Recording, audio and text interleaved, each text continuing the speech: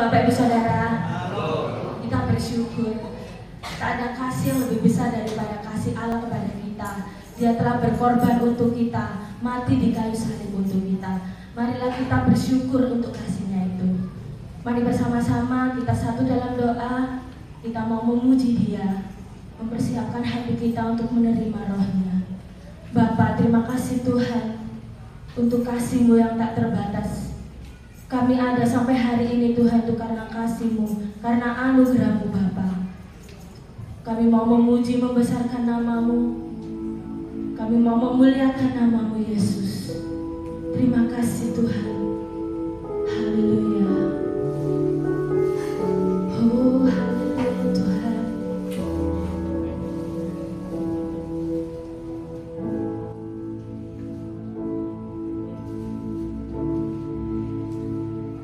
How great the chasm that lay between us. How high the mountain I could not climb. In desperation, I turned to heaven, spoke your name.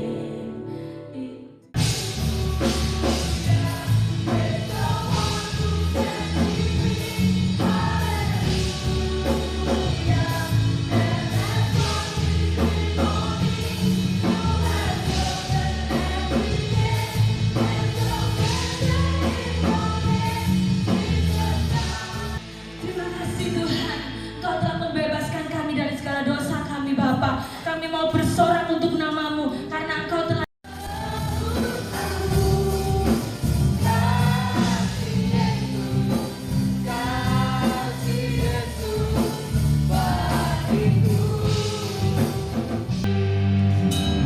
Kami bersyukur dan kami terus mengingat akan kasih-Mu yang luar biasa, yang telah menebus, menyelamatkan kami semua. Dan sebentar kami juga mendengar firman-Mu. Biar Engkau urapi kami, urapi hamba-Mu, Engkau urapi seluruh jemaat-Mu, sehingga kami mendengar dan kami boleh melakukannya dalam setiap kehidupan kami. Terima kasih Tuhan. Dan juga dalam perjamuan kudus kami boleh dipersekutukan, disatukan dengan tubuh dan darah-Mu. Apabila Engkau mati dan Engkau bangkit dan Engkau menang, maka kami juga mengalami kemenangan di dalam Engkau. Terima kasih Tuhan. Kami sambut firman-Mu hanya di dalam nama Tuhan Yesus kami berdoa. Haleluya. Amin. Silakan duduk. Selamat pagi. Kenapa ini? Sugeng Enjen, Sugeng Enjan, Sugeng Dalu, Sugeng apa? Ya. Selamat pagi semuanya. Shalom. Shalom. Shalom. Kok melo sih? Kenapa kok ikutan saya? Ngerti nggak artinya shalom?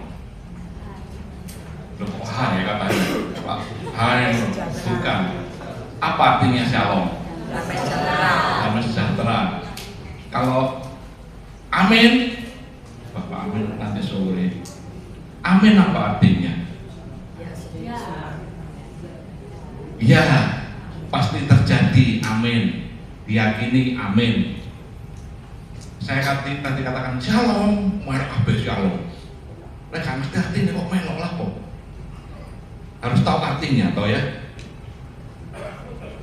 Seseorang diajak untuk mengikuti, harus tahu artinya. Bermakna enggak buat kita? Harus tahu maksudnya apa.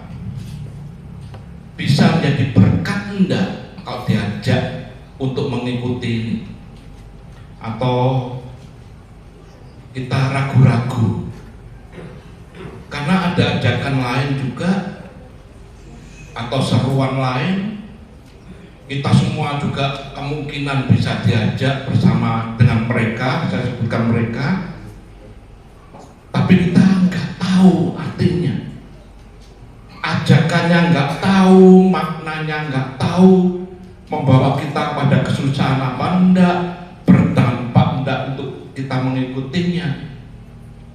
Tadi saya katakan calon, ikut calon, berarti saudara ngerti ya, maknanya adalah damai sejahtera. Wah, bisa berdampak, aku pengalaman damai sejahtera.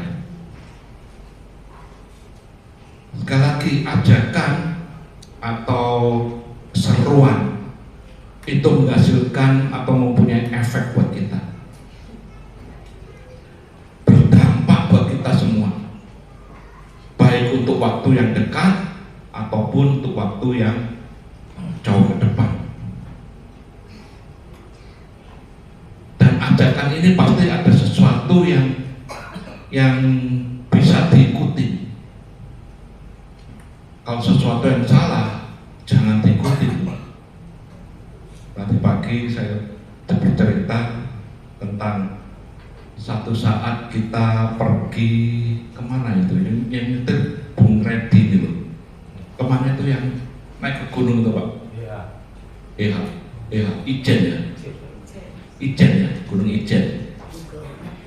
Kita ngikutin, kita nggak tahu jalan, maka kita mengikuti GPS sudah. Ketika kita mengikuti GPS, yang nyetir Bung Redi ini, saya di sampingnya dan berenam ya waktu itu ya, berenam ya. Wes pokoknya nyantai, belok kanan ngikutin, belok kanan, naik 2 kilo lagi ngikutin, naik terus, entah sampai di atas, belok kanan lurus, gak mesti ngarep jurang, nyasar di hutan. Loh ini GPS loh, sudah bertaraf internasional, sudah diakui, tapi ajakannya, tuntunannya bleset. Ternyata tempatnya di baliknya gunung sebelah sini. Nah, kalau kita ngikutin terus lurus ya ikut jurang.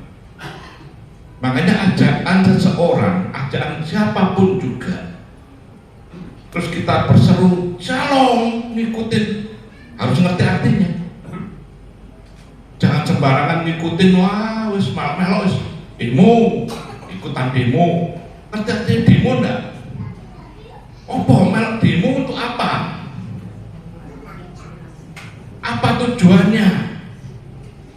Harus tahu. Jangan gudeg-gudeg. Apa kowe melok demo? Pokoknya oleh juga semangkok. Wah, kayak opo? Gak ada artinya, maknanya malah membahayakan, ya kan? Tema saat ini saya berikan judul jejakmu sungguh sempurna.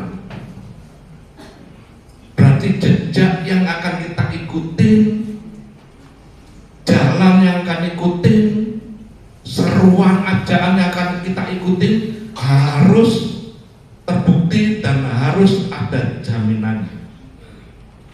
Kita buka dulu 1 Petrus 2 ayat 21. 1 Petrus 2 ayat 21 mengatakan demikian. 1 Petrus 2, bukan 1 Petrus 1. 1 Petrus 2 ayat 21. Sebab untuk itulah kamu dipanggil. Nah, sebentar. Kalau membaca ayat ini sudah diterjemahkan dalam bahasa Indonesia sehari-hari, urutannya semestinya bukan seperti ini.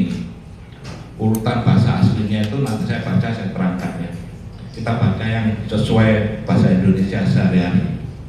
Sebab untuk itulah kamu dipanggil. Dipanggil untuk apa? Ya nggak tahu. Karena Kristus pun telah menderita untuk kamu dan telah meninggalkan teladan bagimu supaya kamu mengikuti jejaknya. Urutannya sepertinya, seharusnya seperti ini.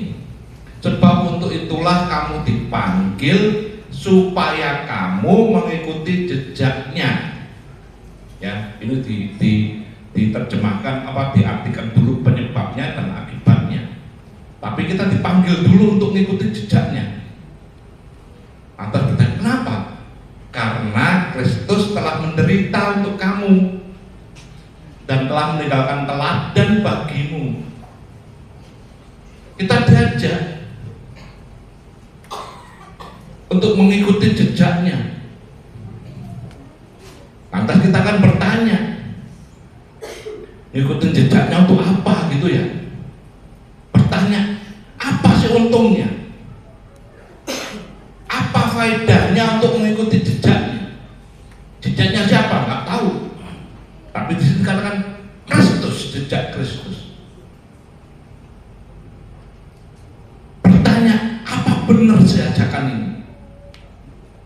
Apa ada jaminannya ajakan ini untuk mengikuti ini loh? Lantas ajakan ini untuk siapa? Yang jelas ajakan ini untuk kamu, untuk kita. Jadi gak usah bertanya ajakan untuk siapa? Ya untuk kamu. Nanti katakan untuk itulah kamu dipanggil. Bukan dipanggil ngebek-ngebekin gereja, tapi dipanggil untuk mengikuti jejaknya. Banyak orang yang ke gereja tapi nggak ngikutin jejaknya. Tapi di sini katakan ikuti jejaknya. Dipanggil siapa? Kamu, kita semua. Kenapa kok dipanggil untuk ngikutin jejaknya? Karena kita memerlukan tuntunan, kita memerlukan arahan selama hidup ini. Di dalam dunia yang semakin gelap, semakin jahat, mereka juga mengajak tapi jalannya enggak karu-karuan. Kita buka dulu Yesaya 59 ayat 8. Yesaya 59 ayat 8 mengatakan demikian. Ayat ini diturunkan seperti yang kita baca 1 Petrus 2. Kenapa kamu diajak untuk mengikuti jejaknya? Mereka tidak mengenal damai. Jejak yang satu ini, mereka nggak mengenal damai, dan dalam jejak mereka nggak ada keadilan. Mereka mengambil jalan-jalan yang bengkok, dan setiap orang yang berjalan di situ tidak mengenal damai. Makanya 1 Petrus 2 ini nulis, ayo ikuti jejak yang satunya lagi ini. Jangan ikutin jejak ini. Karena jejak ini tidak ada damai, jalannya yang bengkok-bengkok, nggak ada keadilan. Keadilan maksudnya keadilan sesama kita. Tapi nanti keadilan Allah akan terjadi.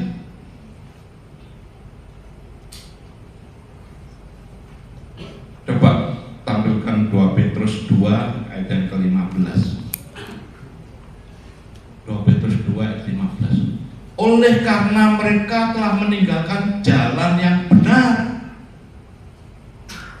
maka tersesatlah mereka. Kalau kita mengikuti jalan yang tadi, Yesaya 59:8, jalan yang tidak mengenal damai, jalan yang bengkok, jalan yang tidak ada keadilan, maka katakan mereka ini karena meninggalkan jalan yang benar dan tersesatlah mereka. Sepertinya benar, tapi menyesatkan. Seperti GPS tadi itu. Kalau Bung Redi terus ngikutin GPS, yo anjlok nang jurang kabeh. Tersesat, binasa. Tapi karena ada peringatan, ini jalan tersesat, balik. Jalan yang salah. Kenapa dikatakan tersesat mereka? Di sini ambil contoh Bileam, anak Beor. Mereka mengikuti jalan Bileam, anak Beor yang suka menerima upah untuk perbuatan-perbuatan yang jahat. Gak ada keadilan, gak ada damai, jalan yang bengkok. Mereka suka menerima suap. Diperingatkan kembali, jangan ikut. Tersesat. Ditegaskan dalam Yudas 1 ayat 11.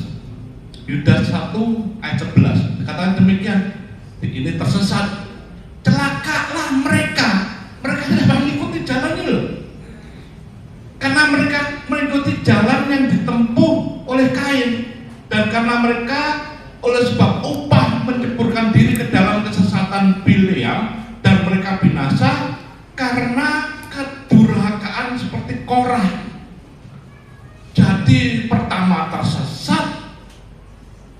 Yang kedua, celaka, binasa. Kalau disitu katakan durhaka. Durhaka itu adalah ingkar, penolakan, tindakan melawan, tidak mau mendengar perintah. Durhaka itu seperti Korah terjadi. Maka dikatakan, apabila engkau mengikuti jejak mereka, engkau tersesat dan engkau binasa. Maka di dalam 1 Petrus 1 dikatakan, sebab itu kamu dipanggil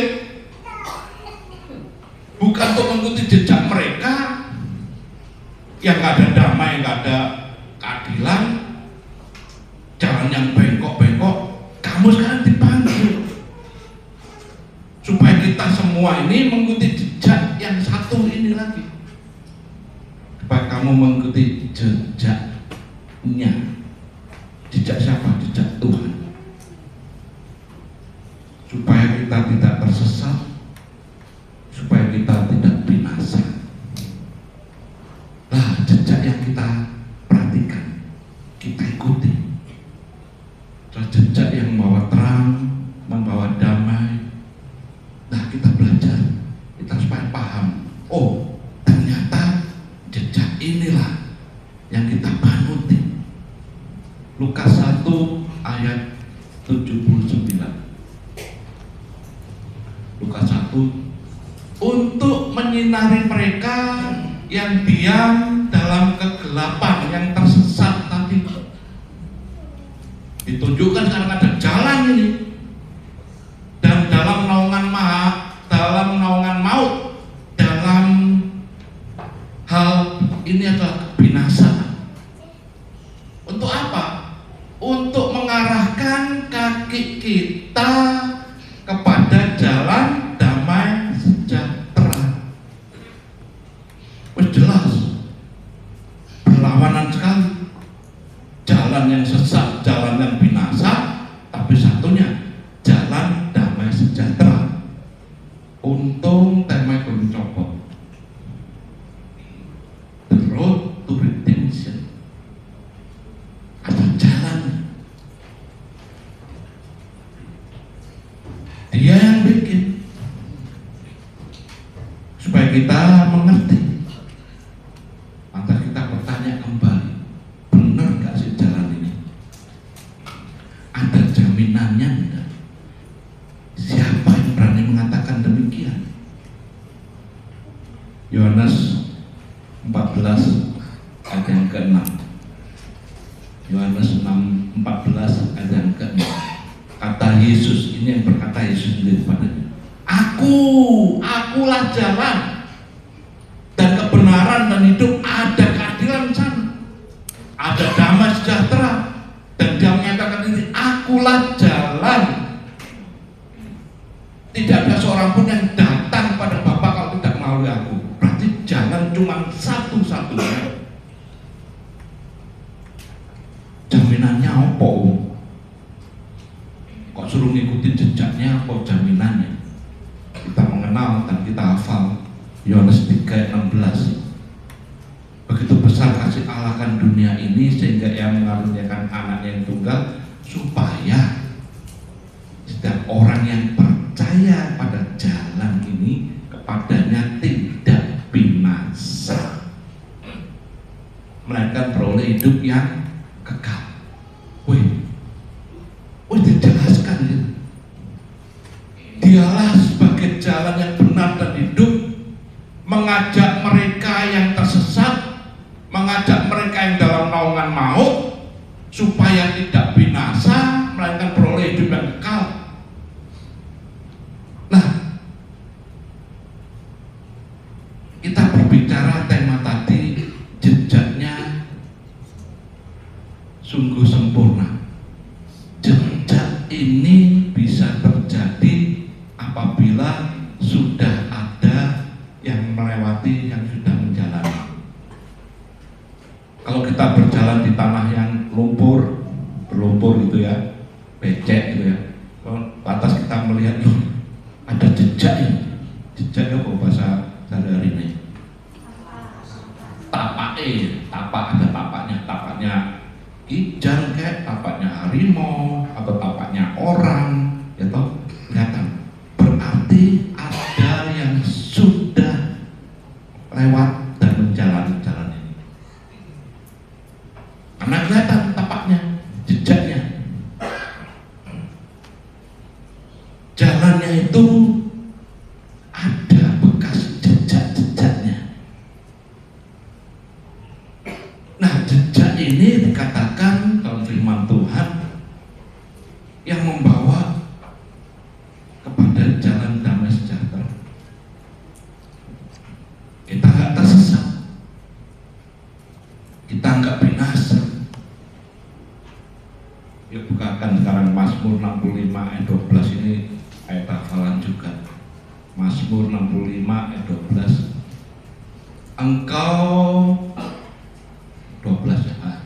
Engkau memahkotai tahun dengan kebaikanmu, jejakmu mengeluarkan lemak.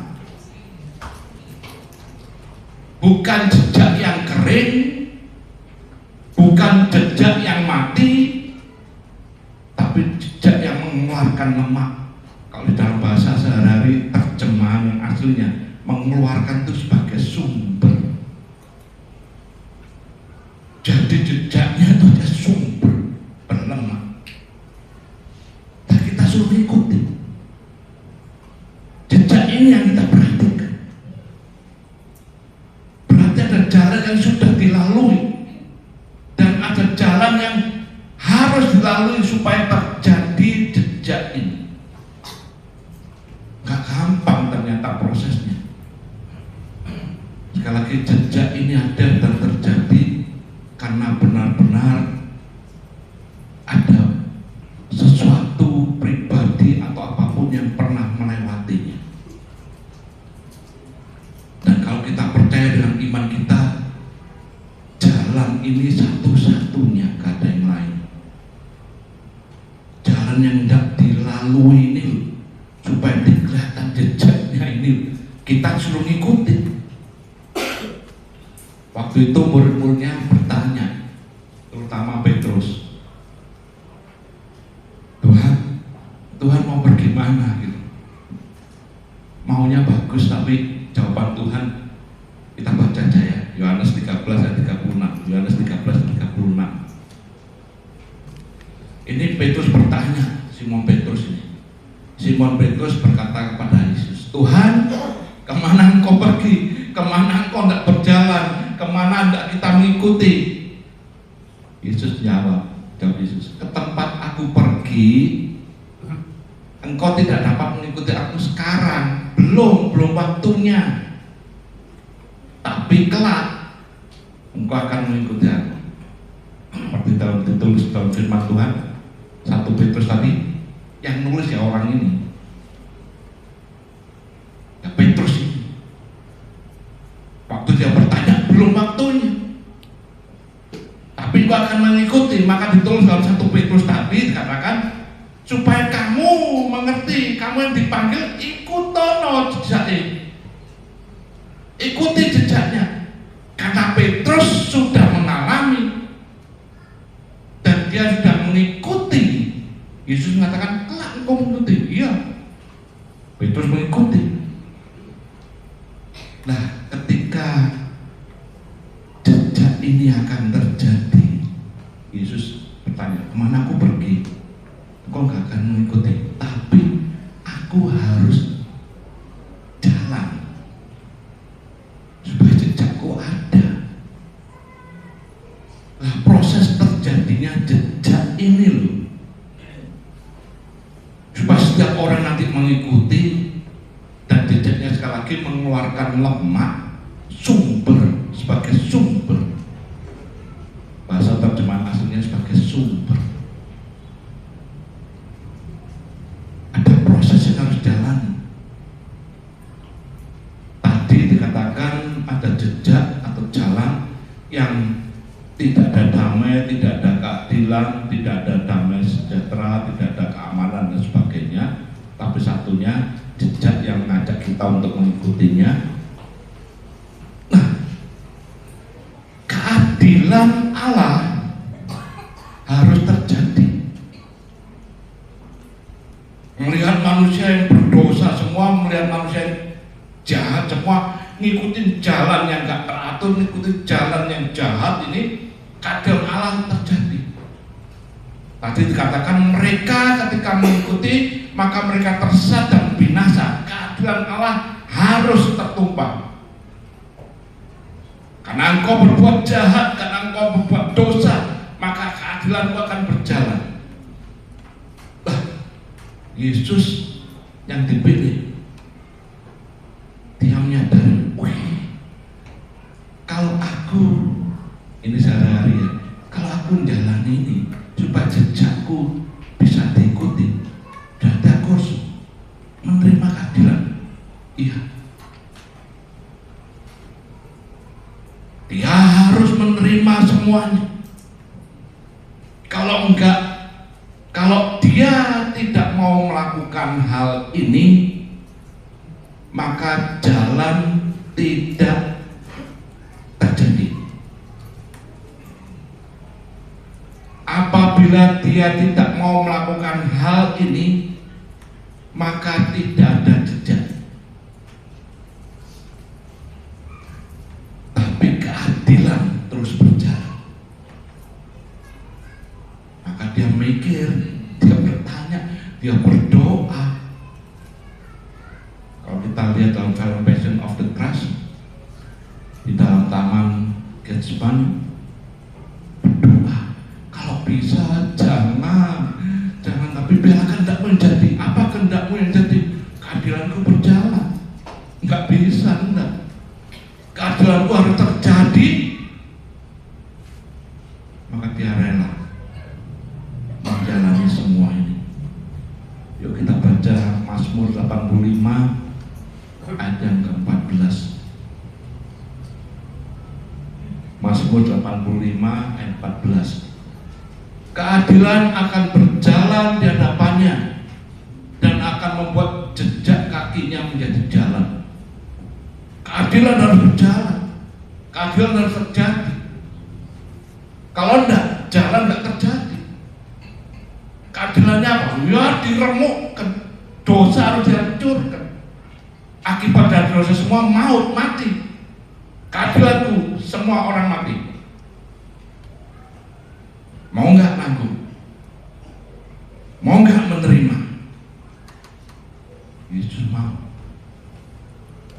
Akan kata keadilan akan berjalan di hadapannya. Keadilan itu siapa? Untuk semua orang, dan keadilan bagi Allah terhadap anaknya ini. Supaya sekali lagi, supaya terjadi jalan dan jejaknya kita ikuti. Yuk kita buka Yesaya 26 ayat yang ke-7. Yesaya 26 ayat yang ke-7. Jejak orang benar adalah lurus karena ikuti tadi. Sebab engkau yang merintis jalan lurus baginya. Kalau dia nggak merintis, kalau dia nggak mau, sekali lagi nggak ada jalan, nggak ada jejak.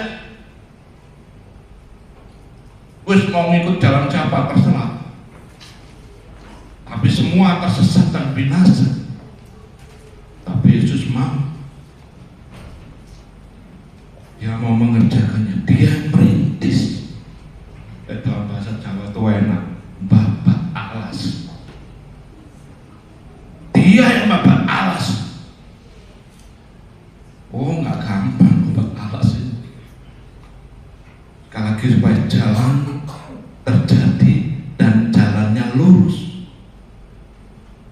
Karena dia yang melakukan semuanya.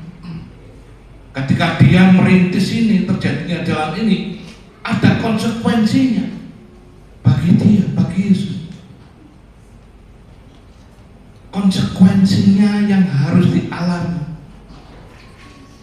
konsekuensinya yang harus dijalani, yaitu apa? Kematian. Dia rela menanggung dan menjalani keadilan. Maka keadilan akan berjalan di hadapannya. Keadilan untuk menjalani proses ini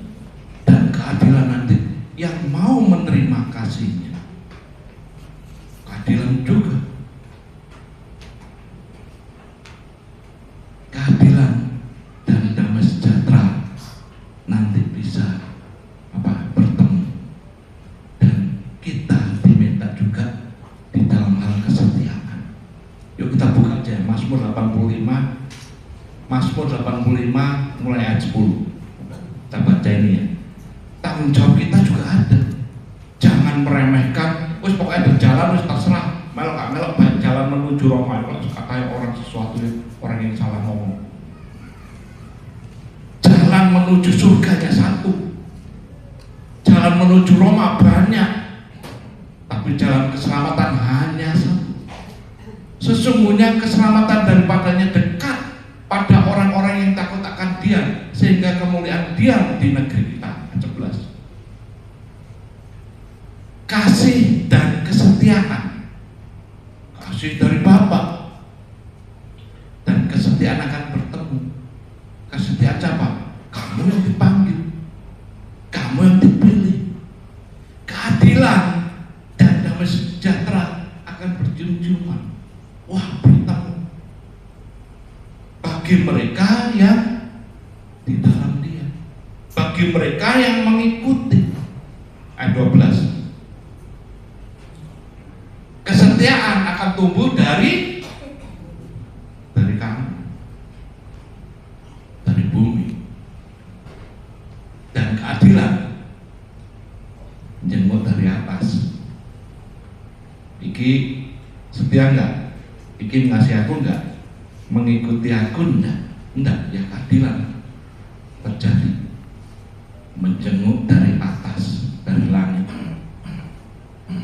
Keadilan selalu melihat dan memperhatikan dari atas. Barang siapa yang meremehkan terhadap pribadi yang telah membuat jalan ini, yang semestinya bukan dia yang menerima murka, tapi murka ini dituntut oleh keadilan kepada dia.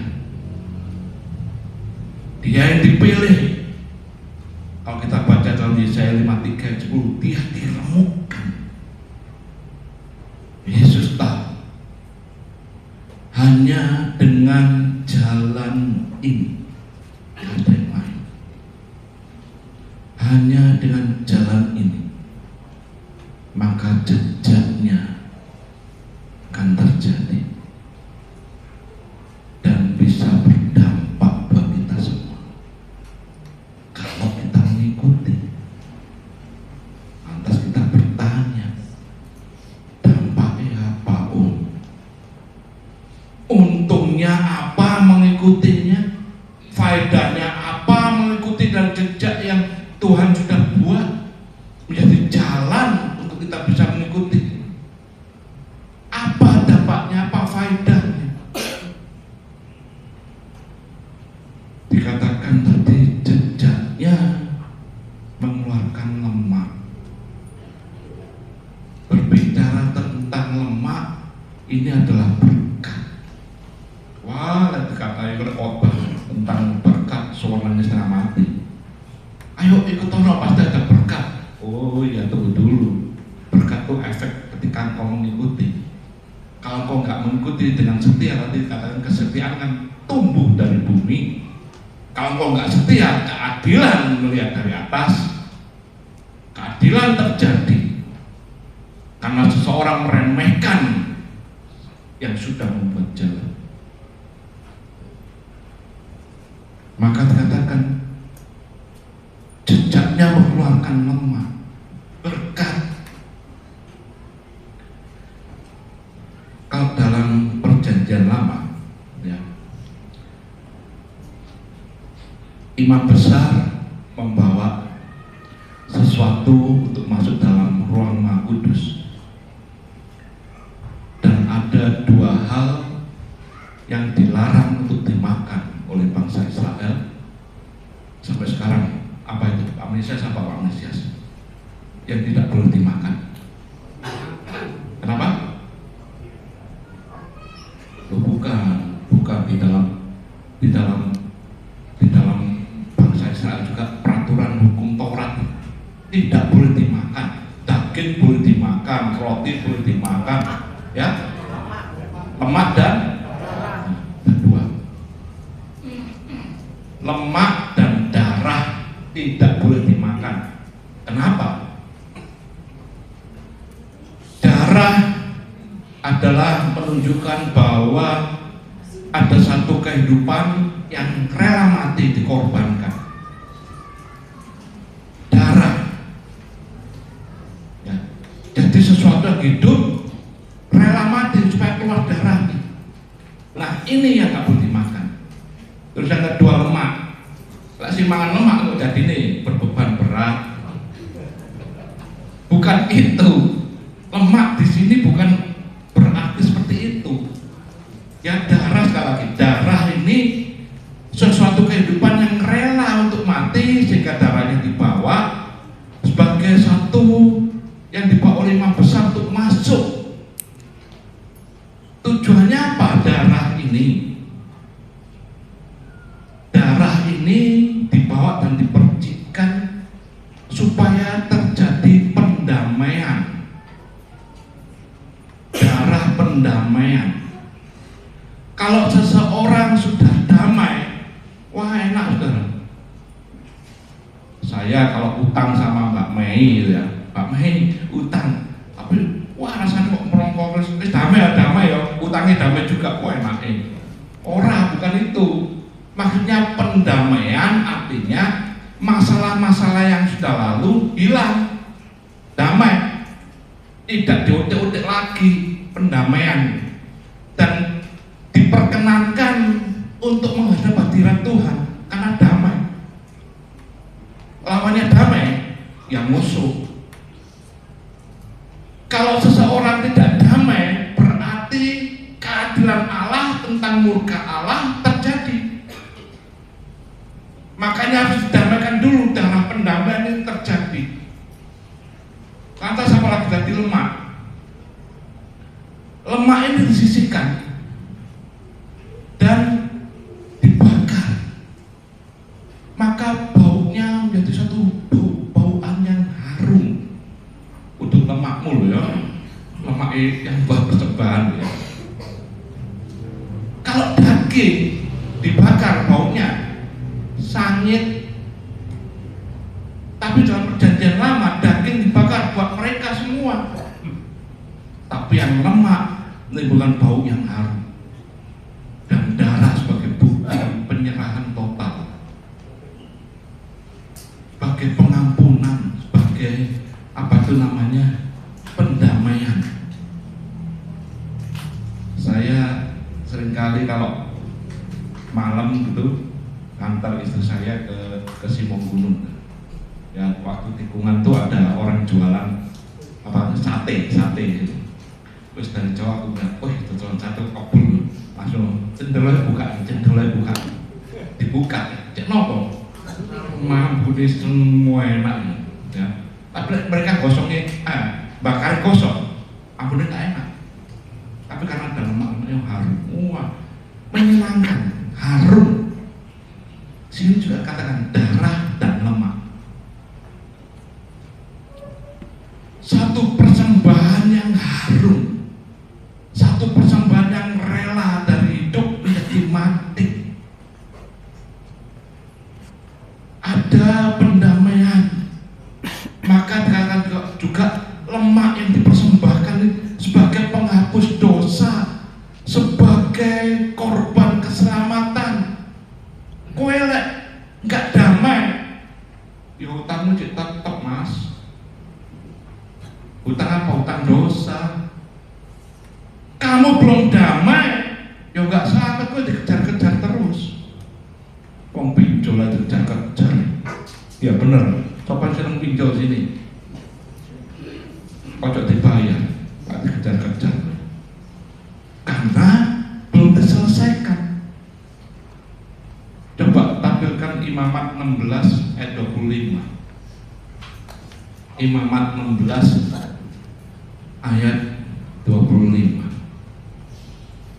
Kemudian imam besar ini harus membakar lemak korban penghapus dosa di atas mezbah. Penghapus dosa. Coba Imamat 4 ayat 26. Imamat 4 ayat 26. Tetapi segala lemak harus dibakarnya di atas mezbah, seperti juga lemak korban keselamatan. Ada keselamatan, ada penghapus demikian imam mengadakan pendamaian bagi orang itu karena dosanya, sehingga ia menerima pengampunan. Dilakukan semua. Setelah selesai ini, maka tadi saya katakan lemak ini berbicara berkat. Setelah imam besar selesai melakukan semua ini, bangsa Israel itu nunggu di luar halaman, pagar, yang penyekat yang tidak boleh bangsa Israel masuk. Nunggu apa? Ya nunggu imam besar ini. Apabila pendamaian terjadi, wah senangnya luar biasa rakyat Israel. Imam besar memakai jubah efod, baju imam, lantas di jubahnya ini ada lonceng gemerincing. Ono piro jumlah ya?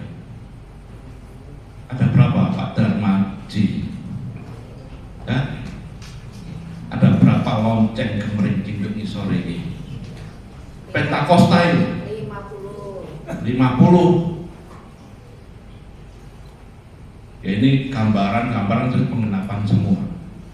Nah, bangsa Israel semua menunggu di luar.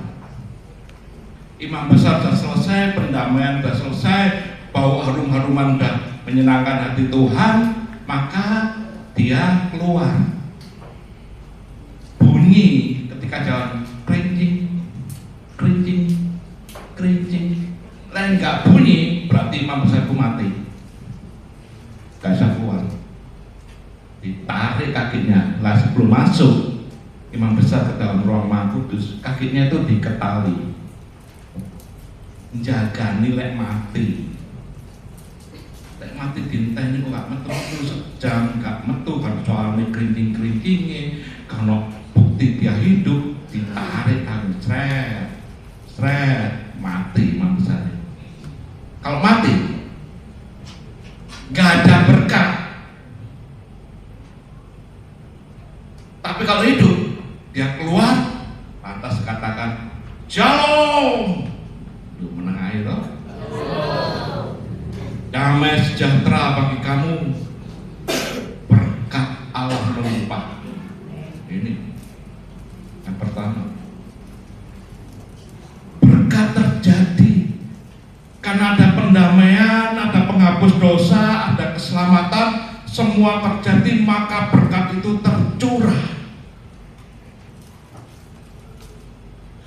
Kita disuruh mengikuti sekali lagi.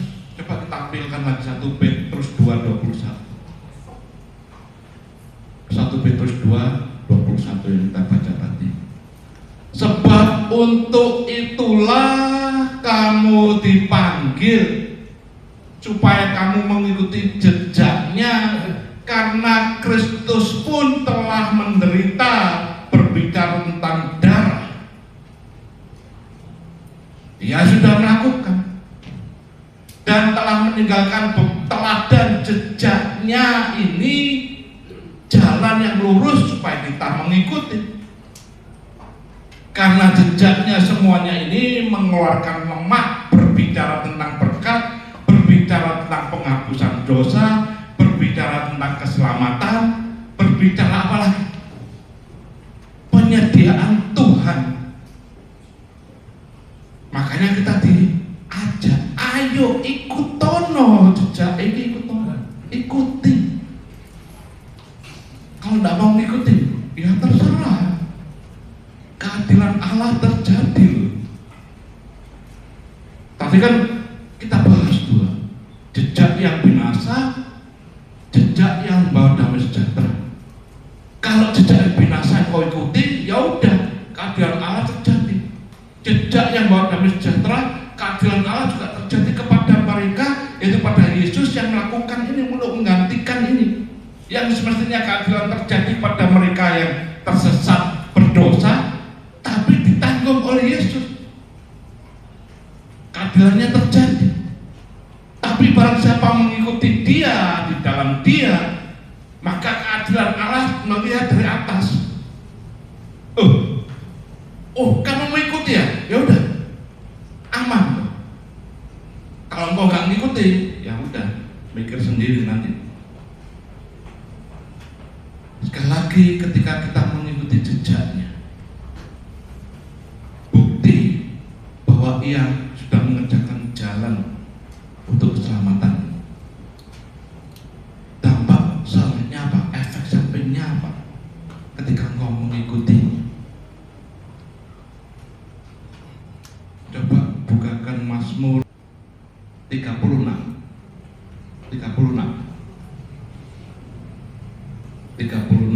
ayat yang ke-9. Mereka mengenyangkan dirinya dengan lemak di rumahmu, engkau memberi mereka minum dari sungai kesenanganmu. Dengan kata lain, penyediaan Allah yang tiada habis-habisnya. Ketika engkau terus mengikuti Dia, ketika engkau di dalam Dia, mereka dikenyangkan dengan lemak di rumahmu. Apalagi ketika engkau mengikuti jejaknya, apa dampak buat kita ini apa? Mazmur 17 ayat yang ke-5. Langkahku tetap mengikuti jejakmu, kakiku tidak goyang. Ketika kita mulai khawatir, mikir lagi, aku ngikuti Dia enggak ya? Karena firman Tuhan menegaskan, ketika engkau mengikuti jejak daripada Dia, kakimu enggak goyang. Enggak goyang karena apa? Coba teruskan ayat yang ke-6. Aku berseru kepadamu, Dia menjawab. Dia menyediakan telinganya mendengarkan perkataanmu. Weh, mau takut apa lagi? Mau goyang gimana? Orang Dia jawab, Dia mendengarkan. Nanti kita lihat dalam firman Tuhan Mazmur, Dia melihat dari atas. Ketika engkau mengikuti, dilihat dari atas. Keadilannya berjalan, keadilannya terus mengawasi setiap orang yang ikut bersama dengan Dia. Didengar seruan Allah, menyediakan telinganya untuk mendengarkan perkataan. Kalau kita baca ayat selanjutnya, Anda baca di rumah ya, maka Dia menunjukkan kasih setianya. Dia memelihara engkau seperti biji mata Tuhan sendiri. Dia menyembunyikan engkau dalam naungannya, dalam perlindungan. Berbicara tentang penyertaan Tuhan yang sempurna. Jadi jejaknya ini sungguh-sungguh sempurna. Jejak yang luar biasa, yang tidak boleh kita hiraukan, tidak boleh kita tinggalkan.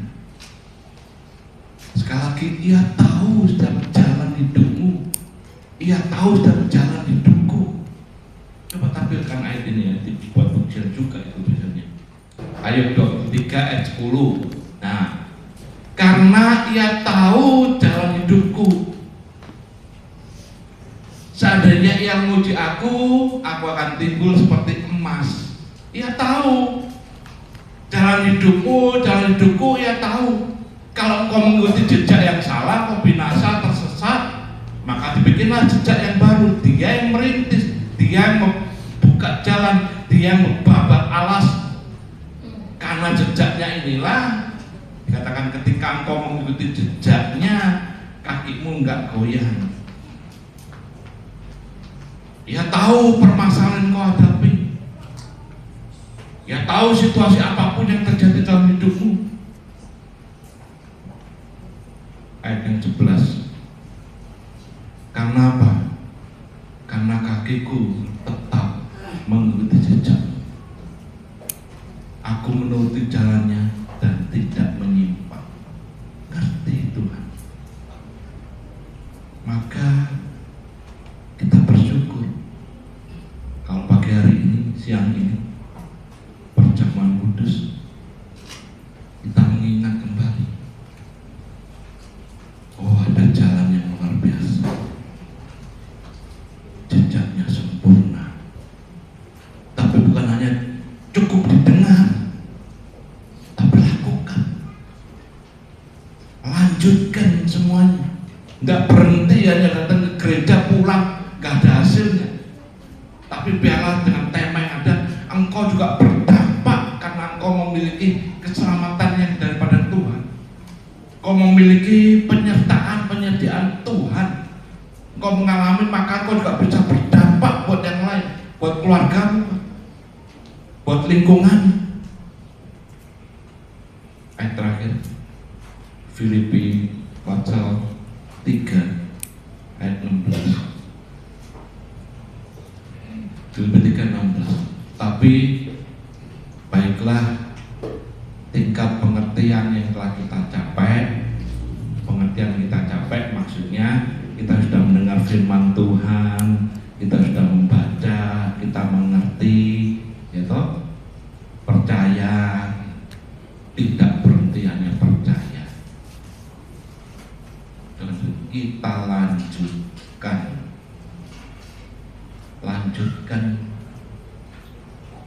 lanjutkan ya Pak Soeharto, lanjutkan menurut jalan yang telah kita tempuh. Kau sudah menjalani, kau sudah mengikuti, jangan berhenti. Kau sudah mengerti firman Tuhan, kau sudah mendengar khotbah-khotbah dari siapapun juga, nggak berhenti, tapi lanjutkan jalan yang telah engkau tempuh, yaitu terus mengikuti di dalam Dia, bersama dengan Dia, maka jejakmu juga bisa menjadi berkat buat orang lain. Jejak kita juga dilihat buat orang lain, berdampak. Kalau jejak hidupmu jejak yang gak karu-karuan, orang lain gak menilai, wih jejak tiru carane, wih jejak tiru carane dia, jangan diikuti karena jejaknya ngawur. Tapi apabila kita membaca firman ini, kau sudah mengerti apa yang telah kita capai. Apa kita capai? Itu keselamatan, pengampunan dosa, ada pendamaian. Lanjutkan, jangan berhenti menurut jalan yang sudah ada. Amin. Mari kita berdoa. Bapa, terima kasih Tuhan, Kau sungguh baik. Kasih-Mu Kau nyatakan dalam setiap kehidupan kami anak-anak-Mu. Kau sudah rela berkorban, Kau sudah menunjukkan jalan, dan Kau sudah membuka jalan buat kami, dan Kau meninggalkan teladan buat kami, sehingga jejak-Mu boleh kami ikuti. Jejak-Mu adalah jejak yang sempurna. Kau menyediakan penyertaan, pemeliharaan-Mu yang tiada habis-habisnya. Kami bersyukur Tuhan, Engkau yang memelihara aku, bagaikan Engkau melihara seperti biji mata Tuhan sendiri. Engkau telah menyembunyikan aku dalam naungan-Mu, perlindungan-Mu terjadi. Engkau menjawab setiap kami berseru, Engkau menyediakan telinga. Terima kasih Bapak. Biarlah kami terus mengingat dan mengerti, dan kami mau melanjutkan terus jalan yang telah kita tempuh, yaitu mengerti. Kuasa-Mu tetap sama, dahulu, sekarang, bahkan sampai selama-lamanya.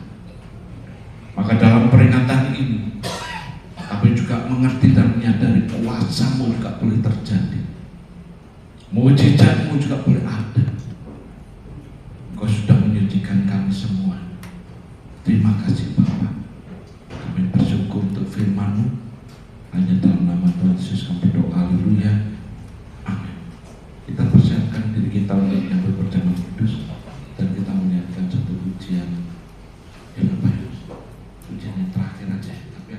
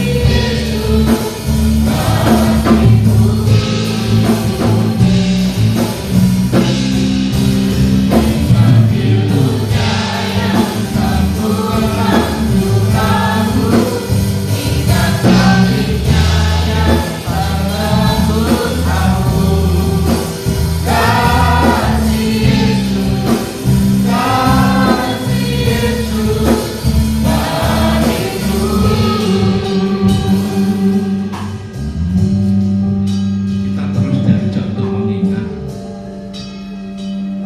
dan kita bisa mengerti betapa besar kasih Tuhan. Ia rela berkorban, ia rela melakukan semua.